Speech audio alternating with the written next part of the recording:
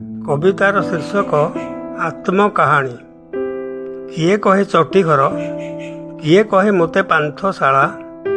ପାଦ ଚଲା କିଆ ଗହିରିଟା, ଶ୍ରୀକ୍ଷେତ୍ର ଛୁଇଁଅଛି ବରା। କେତେ ଆସନ୍ତି ରହନ୍ତି ଓଳିଏ କି ଦିନେ, ବେଳେ ବେଳେ ଘୋଡ଼ାଙ୍କର ଟାପୁ ଶବ୍ଦ ଶୁଣେ। ରାଜା ରାଜୁଡ଼ା ମୋ ଦେହ ନିଅନ୍ତି ବିଶ୍ରାମ, ରାଜା ରାଜୁଡ଼ା ମୋ ଦେହ ନିଅନ୍ତି ବିଶ୍ରାମ। ରୋଗୀ ଶୋଷୀ ଭୋକି ମଧ୍ୟ କରନ୍ତି ଆରାମ। ଅଗଣାରେ ମୋର ବାମ୍ଫି ନିର୍ମଳ ଜଳ, ରୋଷେଇ କରନ୍ତି ଏଠି ଆସି ଦଳ ଦଳ।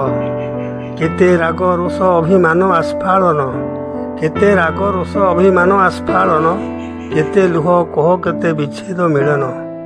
ଅଙ୍ଗେ ଲିଭେଇଛି କେତେ କାଳୁ ଜଣା ନାହିଁ। କାହାକୁ ବି ପରିଚୟ କେବେ ମାଗି ନାହିଁ, କାହାକୁ ବି ପରିଚୟ କେବେ ମାଗି ନାହିଁ। କେତେ ଅଳତା ଦାଗ ମୋ ଦେହରେ ଲାଗିଛି, କେତେ ନାଲି ପାଟ ଶାଢ଼ୀ ମୋ ଦେହ ପିନ୍ଧିଛି। କେତେ ନାଲି ପଗଡ଼ିଆ ମୋ ଆଖି ଦେଖିଛି, କେତେ କଡ଼ିବନ୍ଧା ହାତ ଲୋତକ ଢାଳିଛି। କେତେ ପ୍ରେମୀ ଯୁଗଳ ମୋ ପୁରେ ବିରାଜନ୍ତି, ଦିନେ ଦୁଇ ଦିନ ରହି ବାହୁଡ଼ି ଯାଆନ୍ତି। ରଥଯାତ୍ରା ପୂର୍ବରୁ ଗହଳି ବଢ଼ଇ, ସମସ୍ତଙ୍କୁ ଖୁସି ମନେ ନିଏ ମୁଁ କୋଳେଇ। ସେବେଇ ଶାନ୍ତରା ବିଶୁ ମହାରଣା ଦିନେ, ରହିଥିଲେ ମୋ ଦେହରେ ପଡ଼େ ସଦା ମନେ।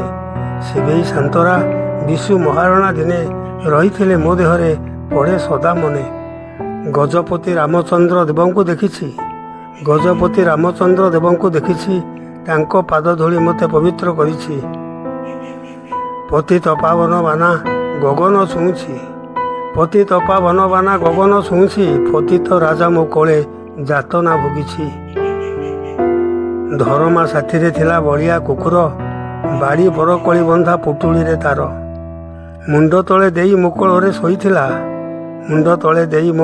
ଶୋଇଥିଲା, ରାତି ନ ପାହୁଣ ଉଠି କୁଆଡ଼େ ଯେ ଗଲା। ଫେରିବା ବାଟକୁ ଚାହିଁ ଆଖି ପାଣି ମଲା, ଚାଲିଗଲା ଚଗଲାଟା ଆଉ ନ ଫେରିଲା। ଜୀବନ ସାର୍ଥକ ମୋର କେତେକଙ୍କ ପାଇଁ, ଏବେ ମଧ୍ୟ ସେମାନଙ୍କୁ ଅଛି ବାଟ ଚାହିଁ।